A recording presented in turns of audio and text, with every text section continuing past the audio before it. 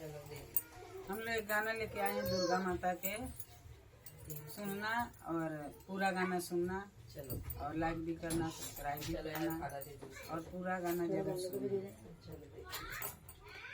हरियर निबिया गछिया बहे झिरझिराई के झूलताड़ी नौरे बहिनिया झलुआला गाई के झूलताड़ी नौरे बहिनिया झलुआला गाई के झूलताड़ी नौरे बहिनिया। झिरझिर निबिया गछिया बहे झिरझिराई के झूलताड़ी नौरे बहिनिया झलुआला गाई के झूलताड़ी नौरे बहिनिया।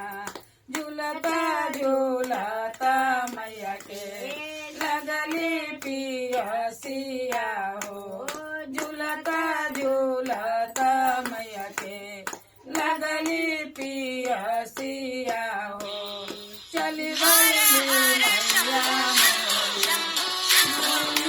सेवकिया हो, चली भैली मैया मोरी मलिनी सेवकिया हो। कहाँ तो ही बड़े रे मलिनिया पनिया पियाई दे झूलताड़ी सातोरे बहन हाँ झलुआला गाई के झूलताड़ी सातोरे बहनिया झलुआला गाई के झूलताड़ी सातोरे बहनिया। कैसे में पनिया पी आई मोरी मैया हो, गोदिया में बाण बालकवा लगना उपैया हो। कैसे में पनिया पी आई मोरी मैया हो, गोदिया में बाण बालकवा लगना उपैया हो। बालका सुताई दे मलिनिया सोने के कटोलवा झूलताड़ी सातोरे बहिनिया झलुआला गाई के झूलताड़ी सातोरे बहिनिया झलुआला गाई के झूलताड़ी नौरे बहिनिया झलुआला गाई के झूलताड़ी। एकटा कता के मलिनिया बड़ी भाग मैया मोरी आईले बड़ी भाग मैया मोरी आईले आंगना हो।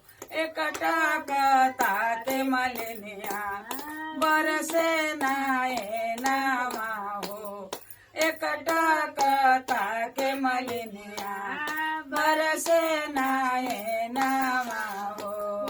एक लोटा पनिया मलिनिया दियाली ले आई के झूलताड़ी सातोरे बहनिया झलुआला गाई के झूलताड़ी सातोरे बहनिया झलुआला गाई के झूलताड़ी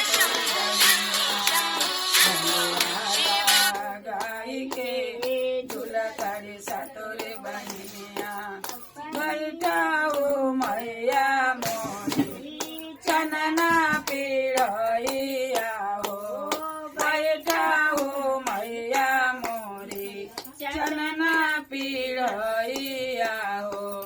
पियना से काले मैया ठंडा जोड़ा पनिया झूलताड़ी सातोरे बहनिया झलुआला गाई के झूलताड़ी सातोरे बहनिया झलुआला गाई के झूलताड़ी सातोरे। जैसे जैसे मालिनी हमें जुड़ावलू हो, जैसे जैसे मालिनी हमें जुड़ावलू हो, वैसे वैसे जुड़े तोहरे बेटवा पत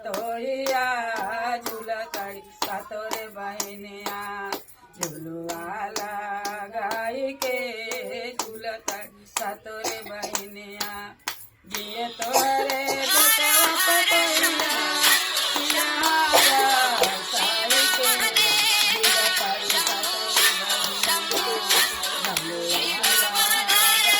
के दिया पाई